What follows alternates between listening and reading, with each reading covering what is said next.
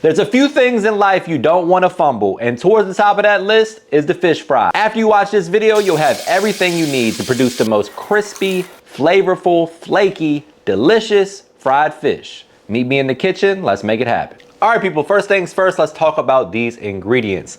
Here we have some beautiful catfish fillets. When I'm shopping for any fish, I like to find a smaller fillet. I've come to find that the larger the fish is, the less delicious it ends up tasting. So I try to stick with the smaller fillets if I can.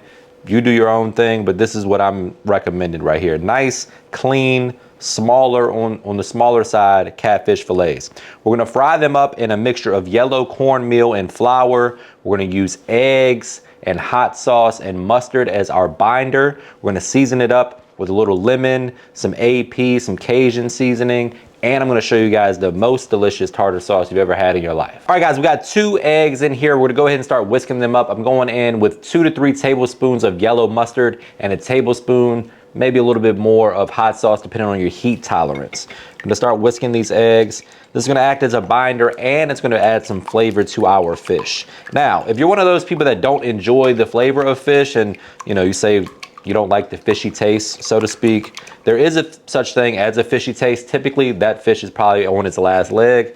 Probably shouldn't be eating it if it tastes that fishy. But if you want it to be a more mild tasting fish, one thing you can do is soak it in like pickle juice or buttermilk, something that has a little bit of acid that'll kind of nullify that fishiness, quote unquote. So that's an option here. I'm not gonna do that because I know that this fish is coming from a reputable source and it's fresh. So we're gonna just leave it as is. But if you're one of those folks out there that doesn't like the fishy taste, soak it in a little buttermilk or a little lemon juice, something like that.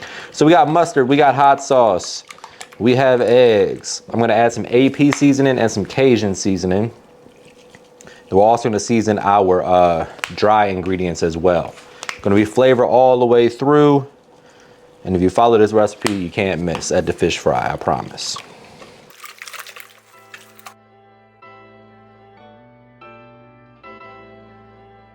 Next up, let's talk tartar sauce. Now, a lot of tartar sauce out there sucks. It's just mayo and relish. Today, I'm gonna show you a few different little tips or techniques to go ahead and elevate your tartar sauce to something that's absolutely phenomenal with any seafood you choose. We have some diced onion. You can use red onion, white onion, or preferably shallot. I didn't have any shallot, so today we're using diced onion. One of the key ingredients here are these capers. We'll need about 2 or so tablespoons of these. These are like, in flavor profile, a little briny, a little acidic. They add a little brightness to your tartar sauce, which is really nice with the mayo and the lemon juice. A pinch of sugar we're gonna add to this as well is gonna counterbalance that acidity that we're getting from the capers and the lemon. Just wanna give it a nice rough dice. Want them to be, broken up in small. This is just gonna add a little bit of elegance, a little upscale, if you will. A couple tablespoons of capers going in. Same thing with our onion. Decide if I want to add the rest of that in a second. Then we're going to grab our lemon and our zester or microplane, a little fresh lemon zest, and then a little bit of lemon juice as well. One pro tip when it comes to your lemon, if you just cut the lemon cheek off, you can avoid the seeds. The seeds are typically found in the center of the lemon. So if you cut around that, you can kind of avoid having to fool around with the seeds. Oh, almost got one there. So try to keep your slices nice and shallow. Just cut the cheeks off. And you get yourself a teaspoon or 2 of lemon juice. Quick reminder, guys, that this recipe and all of my recipes can be found at MrMakeItHappen.com. Next up, we're going in with a 1/4 cup of relish. And then just a pinch of parsley. We're gonna season this with salt and pepper or my AP seasoning. I'm also gonna add a little bit of Cajun just because that pairs nicely with seafood as well. If you have some fresh dill, that would be a good addition here if you really wanna spice it up. Next up, my friends, possibly the most important part of this recipe is getting the breader correct. Whatever you wanna dredge your fish in. You can use all flour, you can use all cornmeal. Me personally, I like to use a little bit of both. We're going in with 1 cup of yellow cornmeal. Gonna get that in there, followed by a 1/2 cup of all-purpose flour.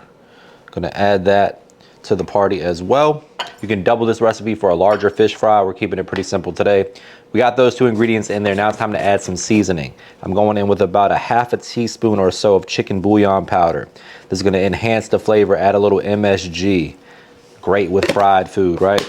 Then we're going in with our all-purpose seasoning. If you don't have this, you can grab it via my website or just use whatever your favorite all-purpose seasoning is. It's also basically comprised of salt, pepper, garlic, onion powder, paprika, a couple other little spices. Gonna go in with a hefty serving of this. Probably open up the big side because this is low sodium. So you can go a little heavier. You're gonna get your onion powder, your garlic, all that good stuff from this right here. And then to keep it a little bit more traditional, we're going in with some Cajun seasoning, which is great with fried fish, obviously. And then one of my favorites on my seasoning line, Lemon Bay. It's basically like a love child between lemon pepper and Old Bay. All great flavors that pair nicely with fried fish. Break out the whisk, give it a mix. And once you mix it, I like to get in there and just give it a little fingertip worth of a taste to make sure the seasoning is adequate, make sure everything's well balanced. Because once it's in there, and you fry it, it kind of is what it is at that point. You can finish your fish with a little finishing salt if you need to, if you under season it by mistake. But other than that, you're kind of screwed. So make sure that you get your seasoning right here.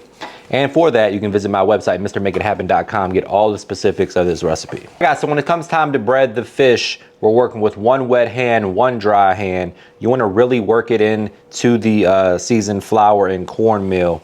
That way you don't have any bald spots. You want this to really adhere to the fish and stick onto it so it doesn't come off in the oil when you drop it in there. You want this to be nice and crispy and fully coated. So take your time, really press the seasoned flour into the fish. Make sure there's no bald spots.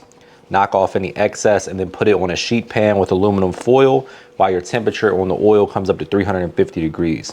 I'm gonna do this about 5 to 10 minutes before it's time to fry. That way the flour really has time to adhere to the fish.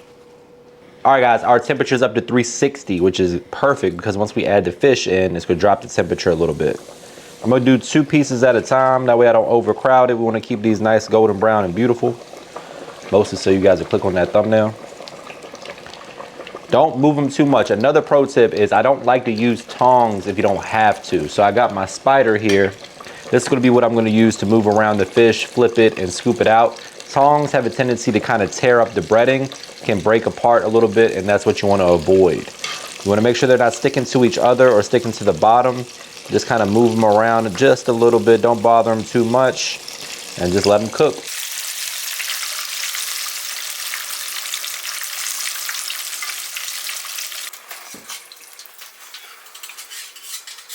All right, people, there you have it. Perfectly fried catfish with the world's most delicious tartar sauce. We're plating this up with plenty of that tartar sauce, some lemon wedges, some hot sauce, because why the hell not? We're here for a good time, not a long time. Brace yourself for a trademark money shot. Say it with me, guys. Looking good. The only thing left to do is dig in for the taste test. But before we do that, please take a quick second to subscribe to the channel. Make sure you hit that bell to enable notifications as well. All right, people, I'm going right on into that tartar sauce, and I'm not going to wait or waste any time. Lord, this looks good.